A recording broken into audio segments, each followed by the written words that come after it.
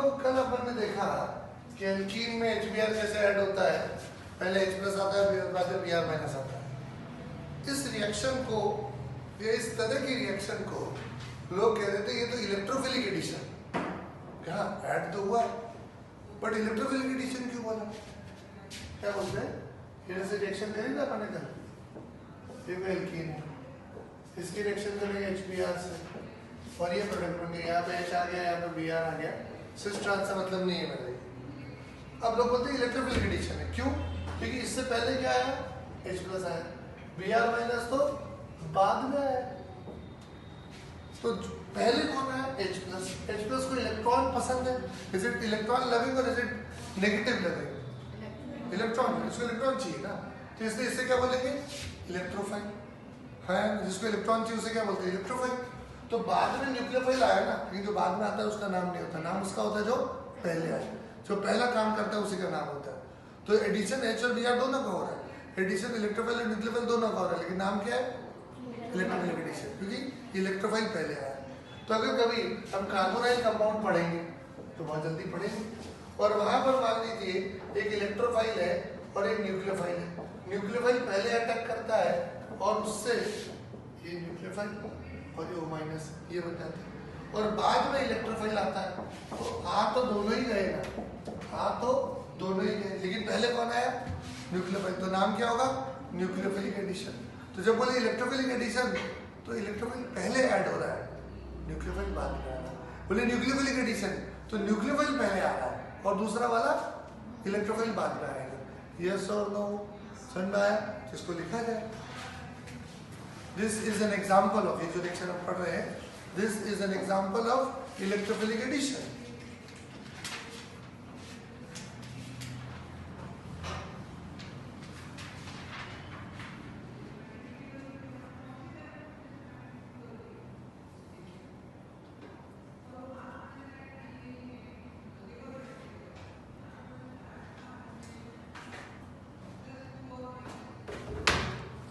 This is an example of electrophilic addition. ये जो हम एडिशन ऑफ HBr पढ़ रहे हैं, अभी और पढ़ेंगे, ये किस तरह की रिएक्शन है। ये सब्स्टिट्यूशन रिएक्शन नहीं है, ये एलिमिनेशन रिएक्शन नहीं है, ये एडिशन रिएक्शन है। और एडिशन में भी क्या नाम रखा है इसका, इलेक्ट्रोफिलिक एडिशन। क्यों? कि इलेक्ट्रोफाइल पहले आया। क्योंकि इलेक्ट्रोफाइल कैसे, क्या देखो ना, H प्लस आया था ना पहले, H प्लस को आप इलेक्ट्रोफाइल ही बोलोगे। तो थोड़ा आइडिया ले लिया कि भाई रिएक्शंस का नाम कैसे रखते हैं।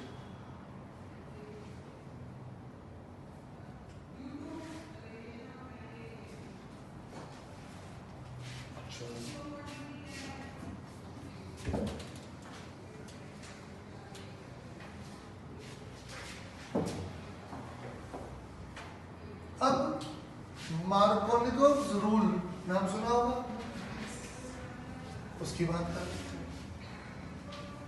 तो मार्कोनिकोव कोई साइंटिस्ट था, पता नहीं कहाँ रिसर्च कर रहा था, जो भी जहाँ भी कर रहा, उसने देखा रिएक्शन मॉलिक्यूल्स बढ़ रहे हैं, H प्लस जाके बढ़ रहा है, फिर Br माइनस आया, ये तो कोई नहीं देख सकता। तो आप क्या देख सकते हो कि भाई मैंने ये दो चीजें ली और फिर मुझे ये मिला। तो उसने देखा कि यदि 1 प्रोपीन ले, दिख रहा है 1 प्रोपीन, 1 प्रोपीन में HBr डाला तो 2 ब्रोमोप्रोपेन बना, ज्यादा 1 ब्रोमोप्रोपेन बना कम। 1 ब्यूटीन लिया तो 2 ब्रोमोब्यूटेन ज्यादा बना, 1 ब्रोमोब्यूटेन कम बना। ऐसा उसने देखा, और भी एक्सपेरिमेंट्स किए, उसने ये ले लिया, इसको आइसोब्यूटीन बोलते हैं। जब इसकी रिएक्शन HBr से उसने कराई तो उसने देखा कि ज्यादातर ब्रोमीन 99% के आसपास इधर गया और H बाहर की तरफ गया। तो उसने जब ऐसे एक्सपेरिमेंट्स देखे तो उसने कहा कि भाई ऐसा लगता है कि ये इस रूल को फॉलो करते हैं, राइट। और वो रूल फिर उसने बताया और लोगों को उसका नाम, क्योंकि उसने बताया था तो मार्कोनिकोव्स रूल नाम पड़ गया। और उसने बड़ी हाई-फाई भाषा में कहा क्या, the positive part of the addendum. अभी एडेंडम क्या है, ये वर्ड एनसीईआरटी में बोला है, इसलिए मेरे को बोलना पड़ा। जो एडेंडम क्या है, जो आगे ऐड हो रहा है उसको एडेंडम बोलते हैं। The positive part of the addendum goes to the carbon, goes to the carbon having more hydrogen.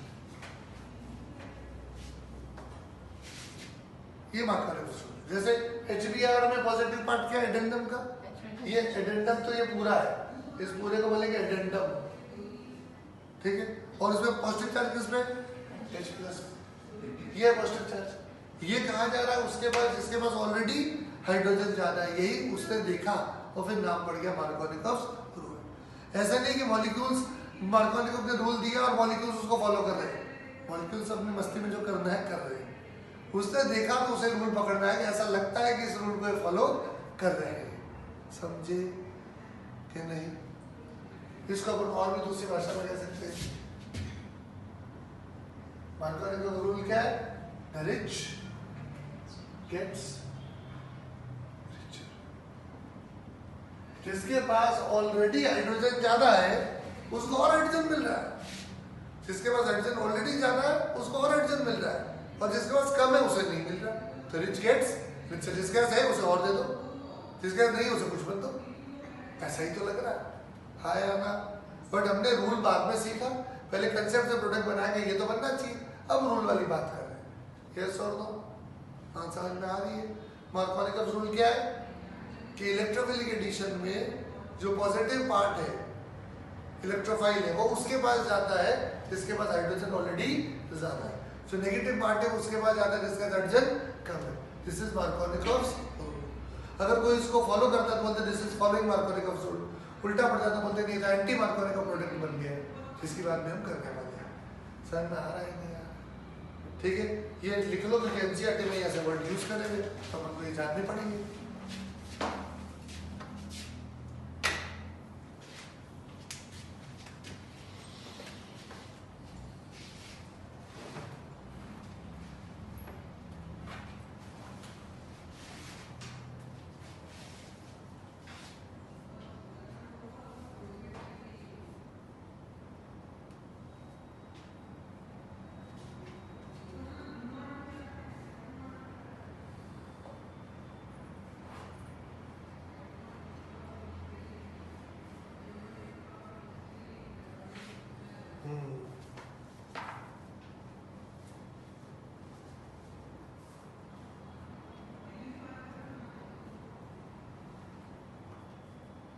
ये वर्ड देखो एनसीईआरटी में लिखा हुआ है, मार्कोनिकल रूल, ये देखो रूल, और ये एडेंडम वर्ड आया हुआ, तो अपन को पता होगा एडेंडम क्या है, जो आके ऐड हो रहा है, that molecule is called addendum, ठीक है।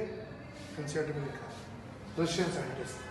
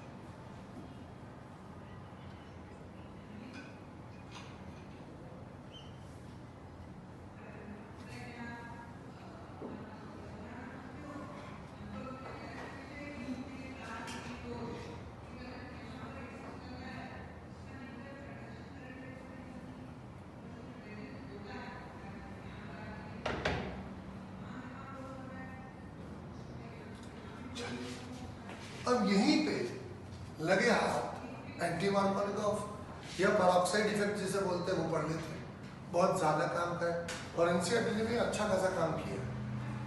तो अगर HBr के साथ पेरोक्साइड आ जाए तो लोगों ने देखा प्रोडक्ट उल्टा हो जाता है, तो उसको एंटी मार्कोनिकॉफ बोल देते हैं।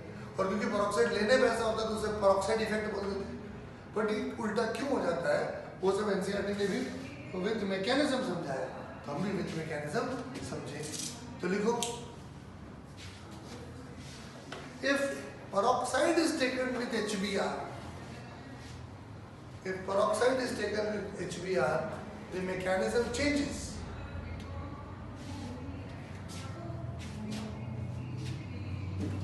देखते आराम से बात करते।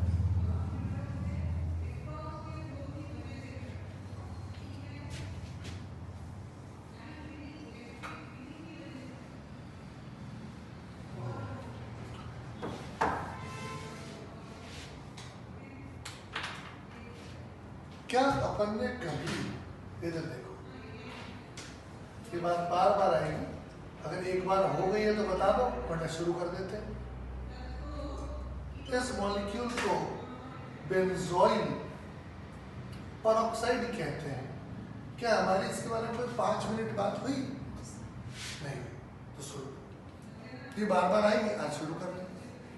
जब भी बोलते हैं ना पेरोक्साइड ले लो, जैसे अपन ने फ्री रेडिकल हेलोजिनेशन में बोला था कि अगर आपके पास कोई एल्केन है और हेलोजन है तो या आप लाइट ले लीजिए या हीट ले लीजिए या पेरोक्साइड ले लीजिए, तो बन जाता है RX NHX। ऐसा बोला था, और बोला था कि ये मुझे देते हैं, ये देगा X डॉट और वो रिएक्शन करेगा। बट पेरोक्साइड और X डॉट की बात ही निकली। अपन ने क्या करा, X डॉट कैसे बनाया? ये फोटोन आया, फोटोन एनर्जी लाया, फोटोन भिड़ गया और X डॉट अलग हो गया। हीट में भी ये गर्म कर रहे हो, एनर्जी दे रहे हो। बट पेरोक्साइड से रेडिकल बनते हैं, लिख दिया समझा नहीं, वहां समझ लेते तो यहाँ रिविजन हो जाता और आगे बार बार होता। यहाँ पढ़ लेते हैं, आगे 5 बार और हो जाएगा। तो तसल्ली से सुनना कि पेरोक्साइड जो बोलते हैं इसका हिंट एक रेडिकल रिएक्शन होगी। बट पेरोक्साइड से रेडिकल कैसे बनता है? पेरोक्साइड लेने से रेडिकल कैसे उत्पन्न हो जाता है? देखो आराम से। जब बोलते हैं पेरोक्साइड तो मोस्टली पेरोक्साइड ये वाला होता है, हाइड्रोजन पेरोक्साइड नहीं होता है, ठीक है। और लोग कई तरह वो भी लिख देती है, बट एक्चुअली पेरोक्साइड ये वाला होता है, बेंजोइल पेरोक्साइड। इसे बेंजोइल पेरोक्साइड क्यों बोला? कि बेंजोइक एसिड याद है, बेंजोइक एसिड से बनाया तो बोला बेंजोइल पेरोक्साइड ना। बेंजोइक एसिड याद है कि नहीं है? बेंजोइक एसिड का एक सॉल्ट होता है बेंजोएट। बेंजोइक एसिड का सॉल्ट क्या होगा? बेंजोएट। एसिटिक एसिड का एसिटेट, फॉर्मिक एसिड का फॉर्मेट, बेंजोइक एसिड का बेंजोएट। ये बेंजोएट आपके प्रिजर्वेटिव के तौर पर काम में लेते हैं। जो कहते हैं ना कि आप पी रहे, मान लीजिए कभी कोरोना चल रहा था तो गिलोय पिलाया होगा आपको घर वालों ने, आपको गिलोय का जूस रस पियो, जूस पियो, पिया कि नहीं पिया? गिलोय जूस पिया कि नहीं पिया? तो तुमने वो गोली खाई? अच्छा, वो एकदम नेचुरल। अच्छा, तुमने क्या किया? अच्छा, बना के पिया? क्या बात है, पिए नहीं गिलोय? तो कोरोना गिलोय पिलाई नहीं तुमको? गिलोय एक बेल होती है, बड़ा उसका जूस निकालते बड़ा गुणकारी होता है, और जो चीज गुणकारी होती है फिर उसका स्वाद तो माशाल्लाह आपको पता ही कैसा होगा, एकदम खारा जहर होता है, लेकिन वो पिलाते हो वाकई गुणकारी। आपको जुकाम हो रहा है, बुखार हो रहा है, आप थोड़ी सी गिलोय का रस पी लीजिए, तैयार हो जाओ, बहुत काम की चीज़ है। तो कोरोना बहुत अच्छी वो है, इम्यूनिटी और बहुत बढ़ जाती है उससे। तो कोरोना काल में सारी कंपनियां गिलोय पिला रही हैं, अब वो डाबर वाले भी गिलोय बेच रहे हैं, बाबा रामदेव जी भी गिलोय बेच रहे हैं, सब गिलोय बेच रहे हैं। तो नहीं गिलोय को लेकर कुछ नहीं गिला तुमको पता है? चलो तो चलो उसके प्रिजर्वेशन के लिए अब गिलोय का रस तो निकाल लिया, जब तक वो रस उस गिलोय के अंदर है तब तक वो नेचुरली सेफ है। आपने संतरे में से रस निकाल लिया, जब तक वो रस संतरे में था तब तक सेफ था। संतरा वाली 10 दिन पहले तोड़ लिया गया है, वो पड़ा है, लेकिन अगर रस आपने निकाल लिया वो तो आधे घंटे में, 1 घंटे में, 2 घंटे में खराब हो जाएगा। ये सुन लो। तो उसके अंदर, लेकिन बाजार में आते हैं ना डाबर का जूस का पैकेट है, बोलते हैं नो प्रिजर्वेटिव। तो नो प्रिजर्वेटिव है और वो तो फ्रिज में भी नहीं रखा हुआ, वो तो बाहर ही पड़ा है दुकान पे, तो खराब क्यों नहीं हो रहा? इसलिए खराब नहीं हो रहा, वो कह रहे बेवकूफ बना रहे हैं कि प्रिजर्वेटिव नहीं है, वो नेचुरल प्रिजर्वेटिव यूज कर रहे हैं जो नेचुरल है। शक्कर डालते थे दुनिया भर की, शक्कर आपको पता है, चाशनी एक नेचुरल प्रिजर्वेटिव है, पता है कि नहीं? इस तरह सोडियम बेंजोएट जो है वो नेचर में मिलता है, तो वो सब नेचुरल है। ये हमने प्रिजर्वेटिव तो वो लगता है ना कि ऊपर कोई ऐसी चीज डाली जो लैब में बने, वो तो नेचुरल है। बेंजोइक एसिड तो होता है, हमने उसका सॉल्ट ले लिया। तो गिलोय में आंवले का जूस आता है डाबर कंपनी का, सब में sodium benzoate as a preservative डालते हैं और ये बात इंपॉर्टेंट इसलिए बता रहा हूँ, केमिस्ट्री इन एवरीडे लाइफ में एक सेक्शन आएगा ये प्रिजर्वेटिव्स, तो वहाँ पे बता दिया, वहाँ बताऊंगा, याद रहेगा तुम्हें। यस और नो? वापस इधर आना। बेंजोइल पेरोक्साइड में जैसे आपने लाइट वेट मारी या आपने हीट कर दिया, तो आप जानते हैं कि पेरोक्सिल लिंकेज जो है वो बहुत भला नहीं है। यस और नो? वो टूट जाएगा, और जब टूटेगा तो बराबर बराबर ही टूटना चाहिए, कोई बॉन्ड बिल्कुल कोई चार्ज नहीं है, मैं भी ऑक्सीजन तुम भी ऑक्सीजन, तो क्यों मैं तुमको इलेक्ट्रॉन दूं, क्यों तुम मेरे को दो? होमोलिटिकली टूटेगा बॉन्ड, और उससे क्या बनेगा? उससे बन जाएगा ये वाला डॉट, कोई और बनेगा, पर मेरी रुचि दोनों में नहीं, दोनों ही जैसी। अब याद करो, मैंने कभी आपको कोलबेज इलेक्ट्रोलिसिस बताया, कोलबेज इलेक्ट्रोलिसिस से ओ डॉट आया था, देखो तुम्हारे नोट्स, कोलबे में देखो देखो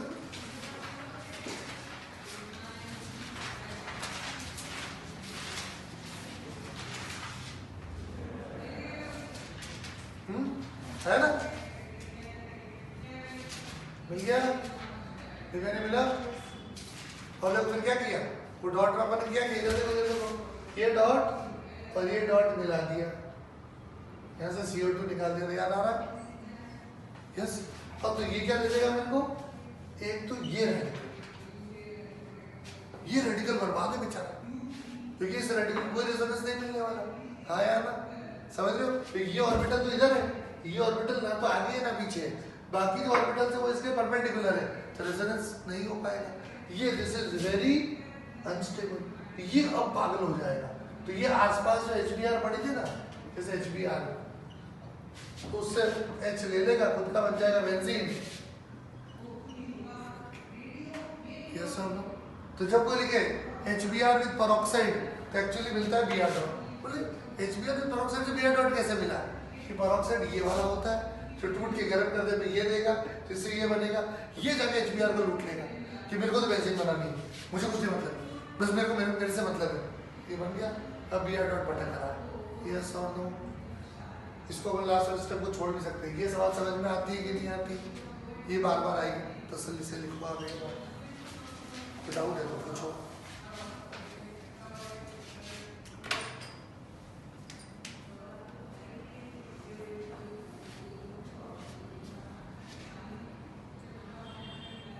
तभी आप इतना ही लिखो, ये लिखो भी मत, 2 मिनट बाद वापस बताऊंगा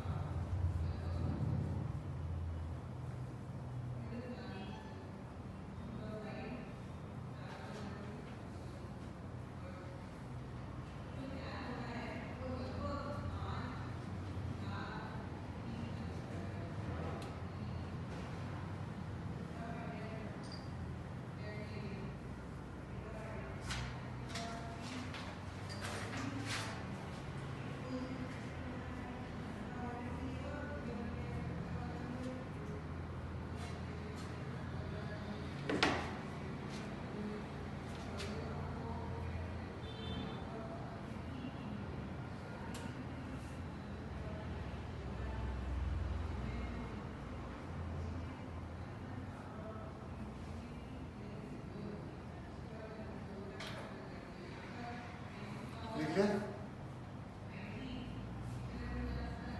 ये भी लिखना है, इस रेडिकल में कोई रेजोनेंस नहीं बेचारे के पास, ये डॉट कहीं से कोई राहत नहीं मिल रही है, हैरान है, परेशान है।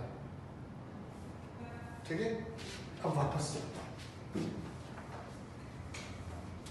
अब इसी चीज को प्रैक्टिकल तरीके से, ये अब कहानी हमको पता है कि किसी को सुनने में रुचि नहीं है, जो फाइनली काम आएगा वो इधर देखो भाई, अगर बोले कि पेरोक्साइड के साथ HBr, तो ये देख के आपको क्लिक होना चाहिए क्या मिल रहा है, Br।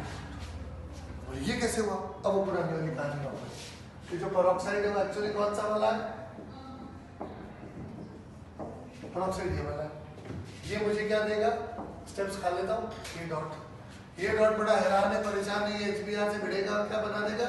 बेंजीन और Br डॉट। ये Br डॉट, ये Br डॉट आ गया। तो आपको बोले HBr विद पेरोक्साइड तो क्या दिखना चाहिए? Br dot. को बोले कैसे बना? कैसे बना आपको चाहिए मैं लिख के बता देता हूँ, बट ये अपन को याद रखना है कि HBr विद पेरोक्साइड क्या देता है? Br dot. बोले कैसे? तो बता देते हैं, ये रूट ये लिखो। बोले ये कैसे हुआ? फिर रुको, फिर ये भी लिख के बताते हैं और क्या है। यस, तो practically this is what we have to remember. ये कैसे हुआ तो अंडरस्टैंड करने के लिए मैंने आपको बता दिया। यस और नो? तो ये लिखो, this combination gives this, how? अब ये लिख लो आप।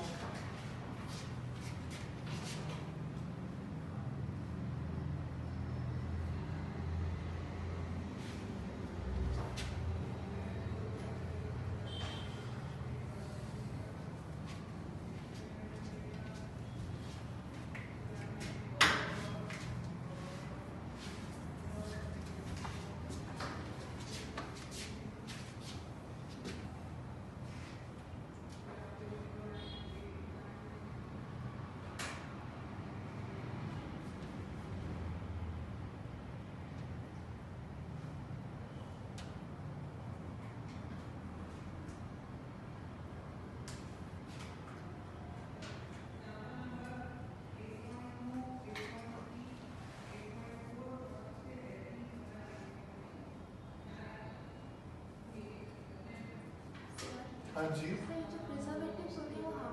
बिल्कुल, ताजा खाना ताजा ही होता है, प्रिजर्व करा क्यों नहीं खाते अपन? सॉरी, जहर भी नेचुरल है।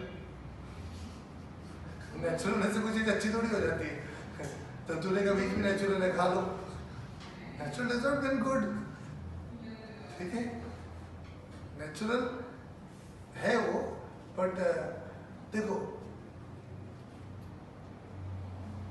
हो सकता है धीरे धीरे बायोलॉजिकली आवर बॉडीज में अडेप्ट टू इट, बट जितना जल्दी अपन उसे चेंज करें तो हमारी बॉडी बायोलॉजिकली उतना जल्दी अडेप्ट थोड़ी करती है। तो मान लीजिए कोई चीज जूस है या जैसे फ्रूट्स है जो इतने सालों से खाते आ रहे हैं, अब आपने उसका जूस निकाल लिया, चलो वो भी केमिकली वही है, बट आप जूस 2 घंटा निकाल के पी लो तो ऑल्दो अभी आपका शरीर बहुत यंग है, बहुत जान है, तो आपको फर्क नहीं पड़ेगा।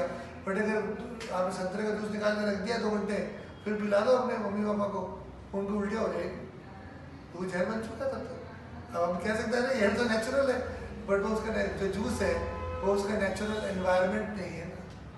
जूस का नेचुरल एनवायरनमेंट था फ्रूट के अंदर, फ्रूट के बाहर आते ही चेंजेस, राइट? तो वो जो चीज़ है वो बाहर आके थोड़े से बैक्टीरिया डेवलप हो जाते हैं और एट सम एज आप उस बैक्टीरिया से फाइट भी कर लेते हैं, बट आफ्टर एन एज आपकी बॉडी उतना फाइट नहीं कर पाती, तो वो बुरा हो गया। हम कह सकते हैं तो नेचुरल है, वो चलता नहीं ना, हमारा शरीर झेल नहीं पाता उसको, राइट? तो अब देखो ये तो जो कंपनी वाले हैं जिनको अपना बिजनेस करना है वो कुछ तो ब्रेन वॉश करेंगे ना आपका, राइट? बहुत सारी दवाइयाँ हैं, मेडिकल लाइन में जा रहे हैं तो मेडिकल लाइन की बात करें, जो अमेरिका में बैट है और इंडिया में धड़ल्ले से बिक रही है, क्यों? क्या इंडियंस का जो क्या कह सकते हैं डीएनए या जो भी जीनोम वो इतना अलग है कि वो दवाइयाँ इतनी रिसर्च करके दवाइयाँ थोड़ी बनती है कि नहीं this will work better in Indian population, right? तो ये बना रहे, वहाँ पे अमेरिका वालों ने बैन कर दिया, लेकिन उन्होंने उस दवाई में जो रिसर्च करी थी, जो पैसा इन्वेस्ट करा था, वो कहीं से तो वसूल करता है ना। तो जहाँ बैन नहीं है वहाँ बेचो, जहाँ बैन नहीं है वहाँ बेचो, क्योंकि पैसा तो वो लगा चुके। तो जो फाइजर कंपनी दवाइयाँ अमेरिका में नहीं बेच पाती, वही फाइजर इंडिया में बेच देती, जबकि उसको मालूम है कि अमेरिका में तो बैन है। तो अपन जो सोच रहे हैं अगला इंसान भी वही सोच रहा है, जरूरी नहीं एक ही रिश्ते में 2 लोग बंधे रहे दोनों की सोच सेम होगी, ऐसा नहीं। एक ही कंपनी वहाँ को जो दवाई बेच रही है और यहाँ पे वही दवाई उतनी ज़्यादा प्योरिटी के साथ नहीं बेच रही है, राइट? अभी क्या होता है, तुम गवर्नमेंट डॉक्टर बनोगे ना, देखना तुम इसके सिर्फ डॉक्टर थोड़ी है, नहीं ना। अगर तुम्हारे कोई फ्रेंड्स के पेरेंट्स है, तुम्हारे रिलेटिव जो है वो डॉक्टर्स है, गवर्नमेंट डॉक्टर्स है, तो गवर्नमेंट डॉक्टर में दवाइयाँ बहुत सारी फ्री मिलती, गवर्नमेंट हॉस्पिटल में बहुत सारी नहीं बट बहुत सारी दवाइयाँ फ्री मिलती है, पता है? दवाइयाँ भी और बहुत सारे टेस्ट भी फ्री होते हैं। हाँ, कई बार ये हो जाता है कि भाई 10 दवाई में से 9 ही मिली, एक आपको खरीदनी पड़ रही है, वो सप्लाई शॉर्ट है, हो सकता है, या आपके एक्सरे करवाना है, आपके सीटी स्कैन करवाना है, तो वो फ्री वाली जो मशीन है उसमें आपका नंबर 5 दिन बाद आए, ये हो सकता है, लेकिन फ्री है। तो लेकिन अगर आप कभी खुद गवर्नमेंट हॉस्पिटल में रहोगे और जो अभी हमारा हिंदुस्तान का हाल है वही तब रहे, तो आप अपने मिलने वाले में जिसका भला चाहते हैं, जैसे मेरा, मैं आई होप मेरा भला ही चाहोगे, आप मुझे कभी नहीं बोलोगे अरे सर ये दवाई वहाँ मिल रही है मैं मंगा देती हूँ आपके लिए, हॉस्पिटल के अंदर ही किसी को भेज के दवाई मंगा लेते हैं, सर वहाँ से लेना दवाई, हॉस्पिटल से मत लेना, जबकि हॉस्पिटल में फ्री है। नहीं, क्योंकि जो फ्री होती है तो जो कंपनी बना रही है ना वो उस पर कुछ झोल कर देती है। जो पैरासीटामोल बाजार में दुकान पे बिक रही है और जो सरकारी काउंटर में बिक रही है, सरकारी काउंटर में पैरासीटामोल बहुत कम होगा, तो आपको उतनी राहत ही नहीं मिलेगी। वही दवाई आप बाजार से खरीदो तो राहत मिलेगी, वही दवाई आप MGH के सामने दुकान है भंडारी मेडिकल से, वहाँ से खरीदो, वो बेस्ट मेडिकल शॉप है जोधपुर की, वहाँ से खरीदो, आपको ज़्यादा असर होगा, क्योंकि बहुत सारी दवाइयाँ भी तो फर्जी आ रही है, और सरकारी काउंटर में तो सारी दवाइयाँ फर्जी है, कितनी वो दूसरी बात है, किसी 20% मिलावट है, किसी 20% की दवाई है। या किसी भी गवर्नमेंट हॉस्पिटल कोई आपको पड़ोस में रहता है जो गवर्नमेंट हॉस्पिटल में डॉक्टर है या नर्स है, पूछ लेना, बता देंगे आप कितनी सारी दवाइयाँ फर्जी क्यों है? लालच। क्या करते हैं, जैसे राजस्थान में मान लीजिए 500 से ज्यादा 500 सरकारी अस्पताल है, ठीक है, तो राजस्थान सरकार तो दवाई नहीं बनाएगी ना, तो किसी दवाई वाली कंपनी को ऑर्डर देगी, ठेका होता है, ठेका समझते हो, टेंडर, इंग्लिश में टेंडर बोलते हैं। तो राजस्थान सरकार कहती है, टेंडर अखबार में और अपनी वेबसाइट पे निकालते हैं, जिसको बोलते हैं टेंडर जारी किया गया, टेंडर फ्लोट किया गया कि हमको साल की कुछ कैलकुलेशन करते हैं, सरकारी जो डॉक्टर्स हैं, वहाँ पर और भी लोग हैं, तो दे डू कैलकुलेशन कि भाई हमारे पास तो इतने पेशेंट्स आते हैं, इतनों को बुखार की दवाई देनी पड़ती है, इतनी दवाई देते हैं हम, तो साल भर में हमको 5 करोड़ पैरासीटामोल की टैबलेट्स चाहिए, राइट, ±10%, ठीक, 5 करोड़ हमको ये चाहिए, 2 करोड़ हमको ये दवाई चाहिए, 1 लाख लीटर हमको कफ सिरप चाहिए, ठीक है, वो अखबार में फ्लोट कर देते हैं, अखबार में, वेबसाइट में। अब जो दवाई कंपनी वाले हैं वो उसमें पार्टिसिपेट करते हैं, हमारा तो काम ही दवाई बनाने का है ना। अब सरकारी ठेका कैसे होता है? सरकारी ठेका होता है कि भाई अब जैसे मान लीजिए मैंने ये सरकार हूँ, मैंने बोला ये चीज़ें चाहिए, आप आए, आपने बोला साहब हम आपको ये सारी दवाइयाँ, इतनी सारी दवाई दे देंगे, हम इसका आपसे 100 करोड़ रुपया लेंगे, ठीक, दूसरी कंपनी आई, वो बोले साहब हम ये सारी दवाई दे देंगे 95 करोड़ में, तो रूल ये है कि जो कम पैसे मांग रहा है उसको दो, भाई जब वो कह रहा है मैं दे दूंगा आपको तो दे लो ना उससे, आपने 100 करोड़ वाले को क्यों टेंडर दिया, वो कम पैसे मांग रहा है, तो बिडिंग होती है, तो जो सबसे लोएस्ट टेंडर होता है L1 बोलते हैं, लोएस्ट वन, सबसे कम पैसे में मांग रहा है, सरकार उसको बोलती है हाँ ये भला आदमी है, इसको दे दो, राइट।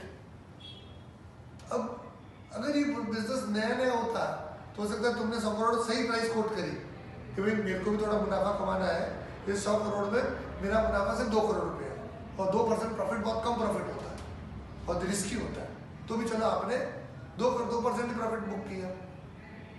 अब लेकिन आपको तो नहीं मिला, जबकि आप ज़्यादा उसमें मुनाफाखोरी नहीं कर रहे थे, लेकिन आपको तुम्हें नहीं मिला वो, और आपको भी बिजनेस करना है, उसको मिल गया 95 करोड़ रुपये। तो अगली बार जब यही राजस्थान गवर्नमेंट की दूसरी गवर्नमेंट निकालेगी तो आप वो 95 कोट करा तो 90 कोट कर दो। अब लोग बोलेंगे कि भाई 90 करोड़ में तुम बनाओ कैसे दवाइयाँ, देखा जाएगा, राइट। अब दवाई की कीमत तो पैसे तो लगना ही है, और लेकिन अगर आप पूरी एक्चुअल दवाई बनाओगे तो वो केमिकल खरीदने में और सब में प्रोसेसिंग में इतना पैसा लग जाएगा कि आपको 90 करोड़ रुपए अगर सरकार दे भी दे तो आप ये दवाई दोगे तो आपको नुकसान होगा 5 करोड़ का। तो फिर आप कहीं ना कहीं तो तेल तो तिलों में से ही निकलता। तो आपने दवाइयाँ बनाई नहीं, सफेद सफेद गोलियां दे दी, राइट। और प्लस सरकारी जो महकमा है वहां पे भ्रष्टाचार है। तो मालूम पड़ा आपने एक्चुअली दवाइयों पे खर्चा किया 20 करोड़, सरकारी अधिकारियों को थोड़ी जो घूस खिलाई वो खिलाई 20 करोड़, और बाकी आपने कमा लिए पैसे। यस, सड़क का ठेका उठता है ना, सारे ठेके ऐसे उठते हैं। सिर्फ डिफेंस जो होता है ना, इंडियन डिफेंस, आर्मी, एयरफोर्स, यहाँ पर होता है कि नहीं नहीं यहाँ पर पैसा बचे अच्छी बात है, लेकिन हमें क्वालिटी से कॉम्प्रोमाइज नहीं करना है। तो अगर कोई कंपनी है जो बहुत अच्छी है तो भले वो 10 करोड़ रुपए ज्यादा मांग रही है लेकिन उससे लेना है, राइट। तो कंपनी ऐसी ऐसी होनी चाहिए वरना हम नहीं लेंगे उससे, राइट। बाकी तो सब जगह डिफेंस के अंदर वो होता है, बाकी तो L1 तो सबसे सस्ता देगा उसको काम देगा। अब काम सबसे सस्ते के चक्कर में सब लोग कीमतें घटाए जा रहे हैं, तो काम उतने पैसे हो ही नहीं सकता। तो फिर क्या होता है, काम होता ही नहीं है, सैंक्शन हो जाता है, पैसे पारित हो जाते हैं और सब लोग पैसा खा जाते हैं। तुम्हारे घर के सामने जो सड़क है उस सड़क का हर साल ऑन गवर्नमेंट रिकॉर्ड हर साल वो सड़क वापस बनती है, पर बनती है क्या? नहीं ना। तो फिर क्या हुआ, हर साल उसका पैसा उठता है और कोई ना कोई खा जाता है। कभी 4-5 साल में एक बार वापस बनती है, लेकिन पैसा हर साल उठता है उसका। तो ये इस तरह से बहुत गड़बड़ चल रहा है, राइट। तो अपनी बात करना शुरू हुई थी क्या preservatives good? Preservatives most of them are not good, ठीक है। और ज्यादा तो कोई भी अच्छा नहीं है। जैसे आपके घर पे अचार में क्या प्रिजर्वेटिव है? ऑयल। और नमक भी प्रिजर्वेटिव होता है। तो अब आप लोग अचार खाते हो, मैं अभी लंच करके आया हूँ तुम्हारी क्लास में, तो मेरे घर मिर्ची का अचार आया होता है। मिर्ची का अचार तेल में होता है, वो पूरा वो एक तो सूखी मिर्ची होती वो नहीं पूरी तेल में डूबी हुई, तो प्रिजर्वेटिव है। अगर वो मिर्ची बाहर रह जाए 2-4 दिन तेल में ना हो तो सब फंगस लग जाता है, देखा आपने। लेकिन ज़्यादा तेल खाओगे या उसमें नमक ज़्यादा है, ज़्यादा खाओगे तो आपके ज़्यादा शुगर से ब्लड प्रेशर का प्रॉब्लम हो सकती है, राइट। तो ज़्यादा तो कोई भी चीज़ बुरी है, और अनवांटेड जिसकी बॉडी को आदत नहीं वो दोगे तो उससे प्रॉब्लम होगी। लेकिन अब कंपनी वाले बेचारे करेगा, उनको बिजनेस चलाना है, डालते रहते। एक बार तो क्या हुआ, जो पेप्सी पीते लोग पीते, पता नहीं आप पीते हो नहीं पीते, कितने लोग पेप्सी पीते? Pepsi, Thums Up, Coca Cola पीते एक दो बार। तो इसके अंदर प्रिजर्वेटिव होता है, इसमें प्रिजर्वेटिव होता है, क्योंकि बोतल तो बन गई, आज पैक हो गई। अब वो 6 महीने 8 महीने में बिकेगी तो उसमें कुछ बैक्टीरिया डेवलप हो गई तो उसमें प्रिजर्वेटिव डाला हुआ होता है। और अपने नहीं, अमेरिका में सब जगह डाला होता है। बट उसकी जो लिमिट है प्रिजर्वेटिव की वो है 20 ppm। प्रिजर्वेटिव की लिमिट क्या है? 20 पार्ट्स पर मिलियन। कि अगर 1 मिलियन ग्राम पेप्सी है तो प्रिजर्वेटिव 20 ग्राम होगा, ठीक है। ये अमेरिका का रूल है। इंडिया में भी रूल तो वही, रूल वहां से कॉपी कर लेते हैं, बट हमारे रूल को फॉलो नहीं करता। तो एक बार ऐसे ही जांच हुई, बाजार से पेप्सी की सबकी बॉटल्स खरीदी गई और जांचा के देखो तो इनमें कितना है प्रिजर्वेटिव, तो किसी में भी 20 से कम नहीं था। इनफैक्ट किसी में भी 200 से कम नहीं था, किसी में भी 200 से कम नहीं था। ज्यादातर में 250 से ऊपर था। और ये लिम्का आती है, लिम्का, स्प्राइट, 7 अप, इनमें तो 500 था। जो लिम्का बेस्ड ड्रिंक्स थी ना, जो लेमन बेस्ड ड्रिंक्स थी, उन्हें 500 यूनिट्स 500 ppm था। अलाउड कितना? 20। क्योंकि वो नहीं चाहते कि जैसे मान लो बोतल उसमें लिखा हुआ है कि 6 महीने की एक्सपायरी है उसकी। अब वो बोतल वहां से निकली, वो बोतल कहीं बिकेगी, कंपनी उसमें 1 रुपया 2 रुपया कमा लेगी, ठीक है। मालूम पड़ा 6 महीने की एक्सपायरी पीरियड थी। बोतल बाजार में गई, मेरे गाँव ही गई, मेरा गाँव ऐसा 90 किलोमीटर दूर है। 6 महीने हो गए, किसी ने बोतल खरीदी नहीं हुआ। अब कोई खरीदने आया, बोला कि तो एक्सपायर्ड है, तो वो बोतल वापस जोधपुर आएगी या दूसरे शहर जाएगी, वहाँ वापस खाली होगी। फिर उसके अंदर दूसरी पेप्सी भरेंगे तो कंपनी का तो नुकसान हो गया। तो कंपनी का सीधा सीधा फंडा जो किसी आईटी ने सुझाया कि भाई बोतल तो वापस खाली होके आनी चाहिए, भरी हुई बोतल नहीं आनी चाहिए, तो इसमें दुनिया भर का पेस्टिसाइड डाल दो और एक्सपायरी पीरियड बढ़ा दो। किसी में तो 18 महीने एक्सपायरी होती, तो अब 18 महीने तो बोतल बिकी जाएगी ना गाँव में भी, ये सर दो। वरना बोतल गई वापस आ गई, फिर गई फिर बिकी, तो आप तो उतने रुपए में खरीदोगे ना। ये थोड़ी कि नहीं ये बोतल इतनी चक्कर काट के आई है, चलो 10 के नहीं 12 रुपए दे देते हैं, आप तो 10 रुपए दोगे उस बोतल के। तो कंपनी को तो मुनाफा कमाना है, मुनाफा कम हो गया। बोला नहीं, बोतल तो खाली हो गई आनी चाहिए, तो ऐसा करो इसकी एक्सपायरी नहीं बढ़ा दो। कैसे? प्रिजर्वेटिव डाल दो, दिखता तो है नहीं किसी को प्रिजर्वेटिव। फिर बाद में जांच वाँच करी, पूछो आज भी वही हाल होगा, कोई जांच करे तो वही होगा। फिर क्या करा भारत सरकार ने, इन सारी कंपनियों की 2 कंपनियां पेप्सी एंड कोका कोला, सभी इन्हीं की प्रोडक्ट्स हैं, तो इन पे जुर्माना लगा दिया 2-2 करोड़ रुपया।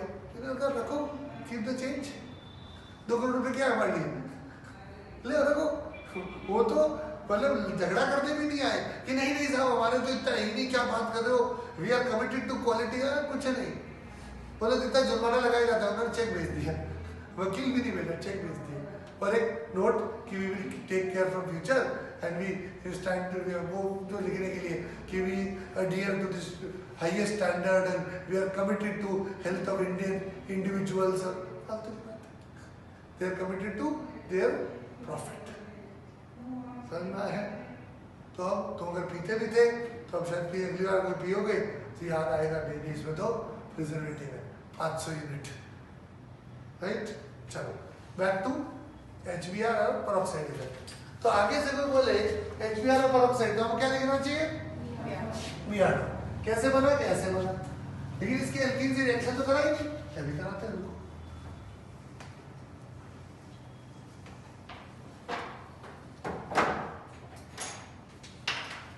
तुम्हारा टेस्ट है, देखो कोई जनरल एल्कीन ले लिया मैंने, उसकी रिएक्शन करें HBr और पेरोक्साइड से। HBr और पेरोक्साइड क्या देते हैं? अब रेडिकल डॉट इलेक्ट्रॉन चाहिए कि नहीं चाहिए? चाहिए ना, याद करो टेबल बनवाई थी। Carbocation electron deficient, free radical electron deficient, carbanion कि हाँ ये धनी है, ये इलेक्ट्रॉन दे सकता है, बाकी सब तो चाहिए इलेक्ट्रॉन। और इलेक्ट्रॉन एल्कीन के पास तो भले पड़े इलेक्ट्रॉन चाहिए, देखो वहां पे तो ये जाएगा बढ़ जाएगा, उससे क्या बन जाएगा, ये बन जाएगा। कहीं समझाने की जरूरत है, Br डॉट है जुड़ा तो ये बॉन्ड कैसे आ गए, सही बात है। आपने एक इलेक्ट्रॉन वहां से ले लिया तो वहां पे अकेला रह गया, ये सुन अच्छा जाहिर है इसका स्टेप होगा, रिएक्शन कार्बन बन रहा, ठीक है। अब ये बोलेगा नहीं ये क्या हो गया, अच्छी खासी जिंदगी कट रही थी, ये जाके HBr से H ले लेगा, एसिस्टान से मुझे कोई मतलब नहीं है, और बन जाएगा एक नया Br डॉट।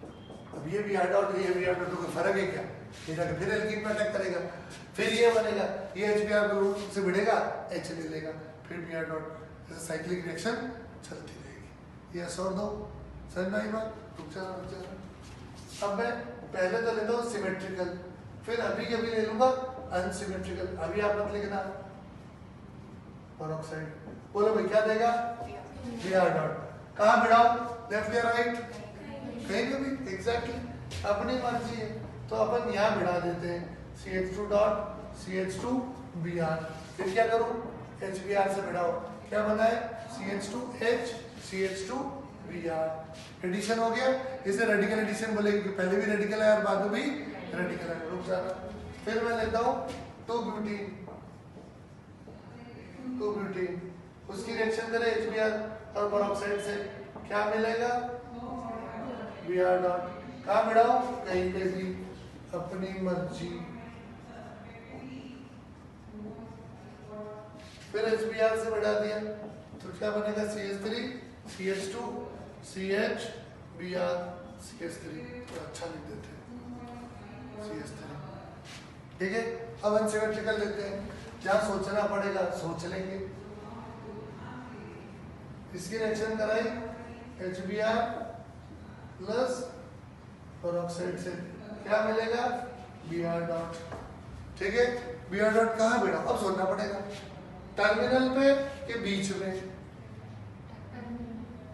टर्मिनल के बीच कर लेते हैं, दोनों कर लेते हैं तो अच्छा लगेगा, आगे से वही करेंगे। ये लो दिस या दिस, ठीक है। अब आप बताओ कौन सा अच्छा है? पहला वाला अच्छा लग रहा है, दूसरा वाला अच्छा लग रहा है? पहला वाला बिल्कुल सही है, ये ज्यादा स्टेबल है। बोले क्यों? कि आप देखो ना, ये जो रेडिकल है इसको दो तरफ से इलेक्ट्रॉन मिल रहा है, दूसरा इसको इलेक्ट्रॉन चाहिए, हाइपर कॉन्जुगेशन के कारण इलेक्ट्रॉन इधर नहीं, सारे इधर है। आया ना? हाइपर कॉन्जुगेशन से यहाँ पर इलेक्ट्रॉन्स है कि नहीं है? इलेक्ट्रॉन्स का जमावड़ा किधर है? लेफ्ट, इस वाले कार्बन पे, बीच वाले भी सबसे राइट में है, सबसे राइट है। तो मेरे को इलेक्ट्रॉन चाहिए तो वहीं जाऊंगा जहाँ इलेक्ट्रॉन है, ये सब। तो मैं यहीं पे जाऊं तो मेरा भला हो जाएगा, ये वाला ज़्यादा अच्छा है। ये हो जाने के बाद अब प्रोडक्ट तो आपको दिख ही रहा है, HBr साइड से ले लिया जाएगा, इससे बन जाएगा ये वाला प्रोडक्ट और इसमें बन जाएगा ये वाला प्रोडक्ट। मेजर माइनर बोलो भाई, ये वाला हो जाएगा मेजर, ठीक है। रुक जाना। अब यहीं पे लगे हाथ, सिंपल HBr ले रहा हूं, पेरोक्साइड लिख के काट रहा हूं कि नहीं, पेरोक्साइड नहीं लिया मैंने, ये रिएक्शनलिटी आती है। इसमें कौन आ रहा है? पहले H प्लस आएगा, H प्लस आएगा, मैं सीधा प्रोडक्ट बनाया हूं ना, यस। ये प्रोडक्ट और ये प्रोडक्ट दो एक दूसरे से उल्टे हैं, तो यदि आप इसको बोलते हैं मार्कोनिकॉफ तो इसको क्या बोलोगे? Anti Markovnikov. बोले तो पेरोक्साइड लेने से ऐसे क्या हो गया कि देखो भाई, पहले वाले जो मैकेनिज्म था पढ़ लिया, H प्लस आता था, फिर Br माइनस आता था। यहाँ पे ना H प्लस है ना Br माइनस, यहाँ पे Br डॉट है, वहाँ पहले आता था H प्लस, यहाँ पहले कौन आ रहा है? Br dot. तो पहली बात तो रास्ता ही अलग है, वहाँ आयनिक मैकेनिज्म था या रेडिकल मैकेनिज्म है। वहाँ H प्लस आता था पहले, यहाँ आता है Br डॉट पहले। वहाँ H प्लस जो आता था वो बाहर की तरफ जुड़ता था, अब Br डॉट आता है वो बाहर की तरफ जुड़ेगा, तो सब कुछ ही बदल गया ना। पेरोक्साइड लेते ही सारा माहौल ही बदल गया। ये समझ लो कि नहीं समझ में आया कि पेरोक्साइड लेने से क्या होता है? रट्टा मारते उल्टा कर देना, ये क्यों कर देना? बोलने पड़ गई। ये समझ लो। और अगर आप इसको बोलते हो मार्कोनिकॉफ है, इस वाले को आपको बोलना पड़ेगा ये एंटी मार्कोनिकॉफ है। ये समझ लो, समझ में आ रहा है? लिख लो प्लीज।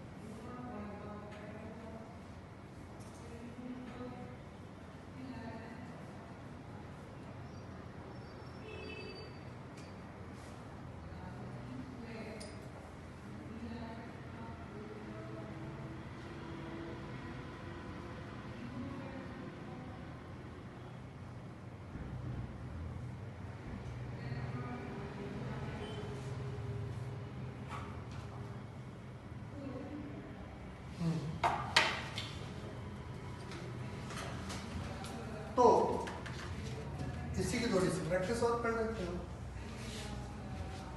अगर HBr के साथ पेरोक्साइड है या नहीं है तो फर्क क्या पड़ता है?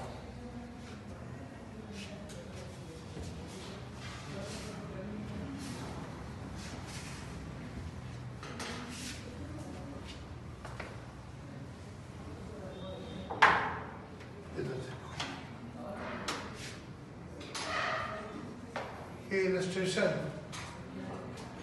आधा तो पहले भी पढ़ चुके हैं। अगर HBr ले तो क्या होगा और HBr के साथ पेरोक्साइड ले तो क्या होगा? समझ में आ रहा है? ये वाली बात। इसमें पहले कौन आएगा? H+ और बाद में Br-, क्योंकि यहाँ से आएगा पहले Br डॉट और बाद में H डॉट। तो एक प्रोडक्ट तो ये वाला होगा CH3 सिस्टम से कोई मतलब नहीं, और यहाँ पर उल्टा वाला हो जाएगा।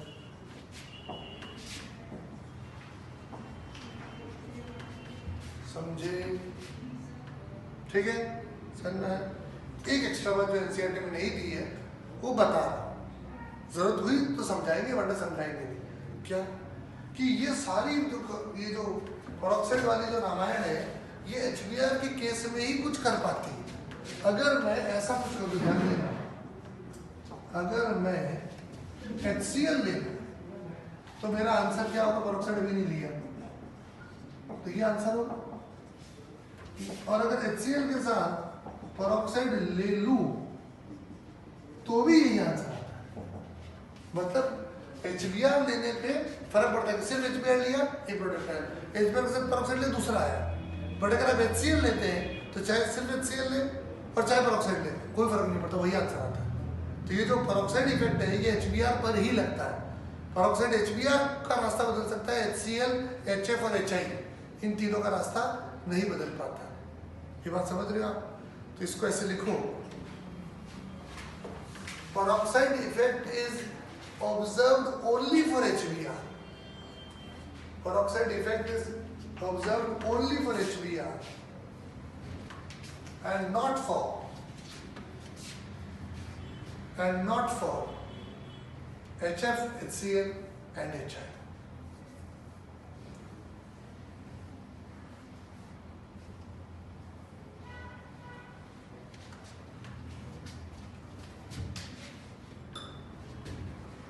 ठीक है? ऐसा क्यों? वही मैं कह रहा हूँ, आई एम नॉट एक्सप्लेनिंग। जरूरत पड़ी समझा दूंगा, बट फालतू दूसरी चीजें सीखें। मतलब अप्रोच जो मैं फॉलो कर रहा हूँ कि अगर हमें 50 चीजें पढ़नी है तो 100 मत पढ़ो। 50 को 2 बार पढ़ो बजाय 100 चीजें पढ़ने के, और फिर उन 100 को रिवाइज करने के। आप 50 चीज पढ़ो और उसको 4 बार पढ़ो तो आपको ज्यादा याद रहेगा। वरना आप इररिलेवेंट चीजें पढ़ रहे हो फिर उनको रिवाइज और कर रहे हो और उसमें से पेपर कुछ भी नहीं आ रहा, तो वो कोई प्रोडक्टिव काम नहीं है। इसलिए जरूरत पड़ी तो समझाएंगे, नहीं तो छोड़ दो। ये भी कोई नहीं पूछ रहा है आपसे, फिर भी थोड़ा सा एक कहते हैं थोड़ा सा कवर कर लिए रिस्क। ठीक, चलो अब अगली रिएक्शन हम पढ़ रहे हैं एल्कीन्स की रिएक्शंस। तो पहला हमने पढ़ा एडिशन ऑफ HBr और उसमें 2 आ गया, एक सिंपल वाला, ये लिखिए, चाहो तो लिखिए,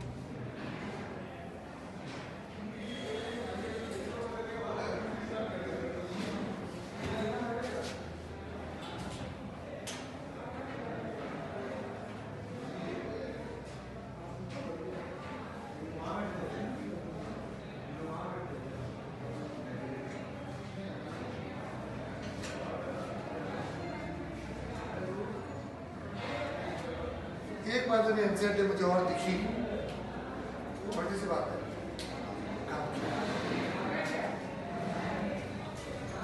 अगर आप इस एल्कीन में एक समझ, अगर आप इसमें HCl या आप रिएक्शन कराओ HBr की या HI तो बना लोगे आप, ए पे Cl आएगा, ए पे Br आएगा, ए पे I आएगा, खुद बना लो। मुद्दा ये है कि रेट की बात कीजिए, तो ये रिएक्शन से ये प्रोडक्ट बनता है, ये लेंगे तो यहाँ ब्रोमीन आ जाएगा, ये लेंगे आयोडीन आ जाएगा। रेट की बात करो, फास्टर स्लो। तो इन रिएक्शंस में पहले कौन आता है? Cl माइनस पहले आता है कि H प्लस पहले आता है? H plus. इनमें से सबसे बढ़िया एसिड कौन सा है? HI। तो HI सबसे बढ़िया एसिड है, तो H प्लस देगा सबसे ज्यादा, तो H प्लस फटाक से अटैक कर देगा। आया ना? तो ये बात एनसीईआरटी ने लिखी है क्या? The order of the reactivity of hydrogen halide is HI की ज्यादा, HBr कम, HCl की और कम। ये ऑर्डर दिया हुआ, तो हमें याद तो रखना है, ये समझ में आ जाएगा, ध्यान आसानी से रहेगा। यस और नो? इसको लिखो, ये addition of HI is fastest, क्योंकि वो स्ट्रॉन्गेस्ट एसिड है।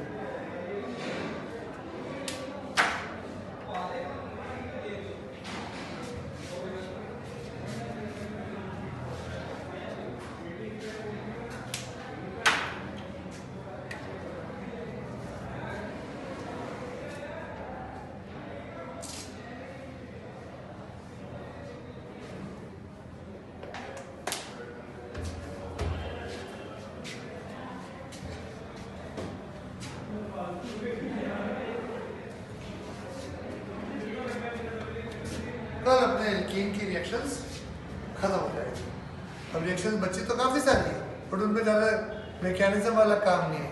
ओजोन लिसिस है या केमिनोफोर से रिएक्शन है या ब्रोमीन की एडिशन है, तो उन्हें मैकेनिज्म वाला खेल नहीं है, थोड़ा याद या ट्रिक वाला ही काम है। एल्कीन की रिएक्शंस खत्म हो जाएगी। डाउट है? भेजेगा लाओ। चलो, तुम लोग को दोपहर में रोक के आयनिक पढ़ाने का सोच रहे हैं,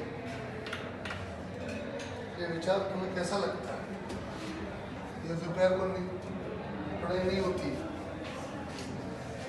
तुम तो खाने का सो जाते हो, सोते हो, सोते हो, सोते हो, सोते हो, नहीं सोते हो?